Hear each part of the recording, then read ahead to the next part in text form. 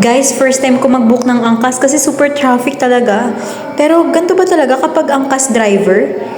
Sweet lover? Si kuya kasi kanina pa ako hinawakan sa binti. Umiiwas ako pero hindi niya pa rin talaga inaalis. Tinanong niya pa ako. Grace talaga pangalan mo ba? O kuya, bakit po? Wala lang, ganda mo ano eh. Ano po? Ganda mo. May jowa na kuya.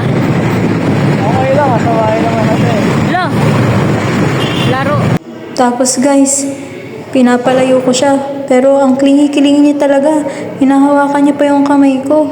Ayaw niya raw bitawan kasi naniniwala siya sa forever. Tapos di pa siya nakontento, pinapayakap niya pa ako sa kanya. At dahil nainis ako, kinurot ko yung bilbil niya. Ang demanding pa nito ni kuya, gusto niya pa doon ng holding hands kasi nare-relax daw siya. Di ko na talaga napigilan guys, kaya sinakal ko siya. Ayun siya guys, oh. Papakulong ko na to guys.